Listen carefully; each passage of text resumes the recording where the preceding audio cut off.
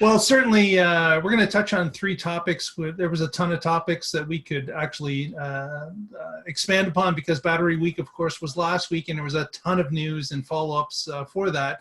But we're just going to touch on three things. The Model S, of course, was released, the Plaid version. It's now on the Tesla website. You can pre-order it, delivery in about a year. And the specs were quite impressive. We've got a vehicle that has 1,100 horsepower. It can go 0 to 60 in 1.9 seconds. It can do the quarter mile in under 9 seconds. We found out that this vehicle is not going to be able to run on a number of drag strips because it's not going to have a roll cage. It's not going to have a parachute. The car coming off a factory line is too powerful to run stock on a drag strip. That's quite incredible. The other thing that wasn't really talked about was the Roadster that was at Battery Day as well. And the Roadster is going to be faster and better than the Model S Plaid.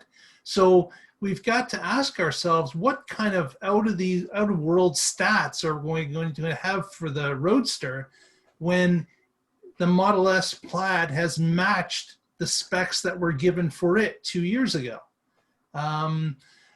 We really don't know. All we know is that Elon is going to travel time. Right, it's going to break through time. That's the SpaceX package. Right. So there it's is going to do this... the quarter mile in -9 seconds. It's done before you start. Yeah. It's gonna Superman go that the world rotates under it. zero to 60 in now.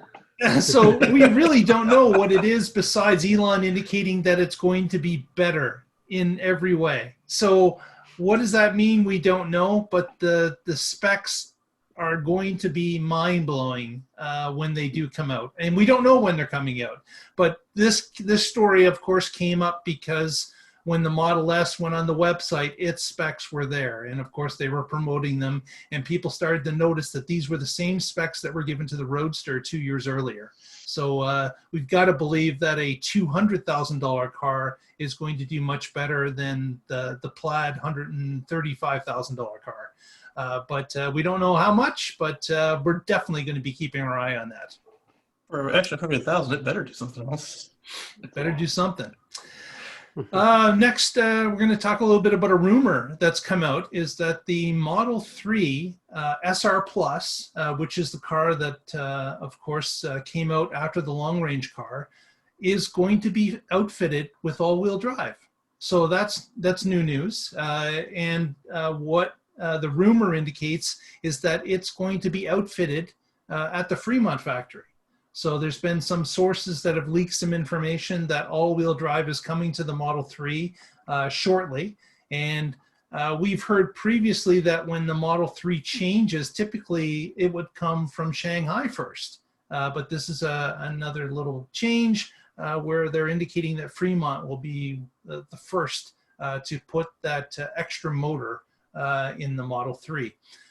So for those of you who are still looking for a Model 3, that might be an option for you. That again, it's unconfirmed rumor at this point, but there is some leaks that indicate that it's coming to Fremont soon, or it's actually on the line. They've played with a few variations. So and final one that we're going to touch on is again during Battery Day, Elon talked about a $25,000 Tesla that would be available in 3 years. That would be the end of 2023, roughly.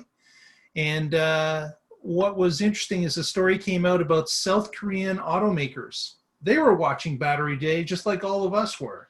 And they were listening to the specs and information and the battery density increase and the price drop and the $25,000 car. And they've confirmed that being able to compete with a $25,000 Tesla in 3 years is going to be extremely difficult, if not completely impossible, without razor-thin profit margins or possibly negative profit margins.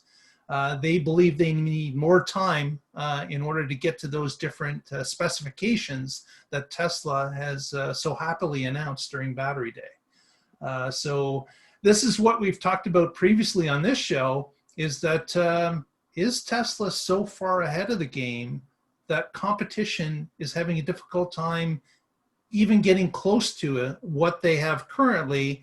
And in 3 years' time, if Tesla does what they say they're going to do, can the competition even hope to catch up?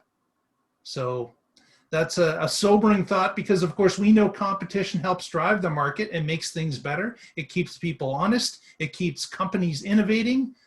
If they know they can't catch them, are they going to try? That's an interesting perspective. But I mean, maybe Elon's bluffing. Maybe they can't do it either. You know what, Paul? I would agree with that before the Model 3 was released.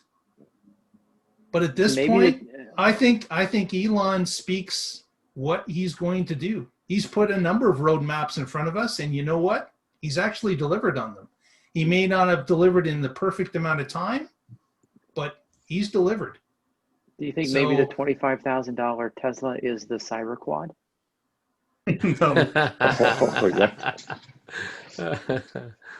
So yeah, that's the stories we wanted to touch upon this week. As Tony had mentioned, if you have interest in more detail, please follow us at the Tesla Life on Twitter, Facebook, the Tesla Life #1, and of course on our YouTube channel, the Tesla Life.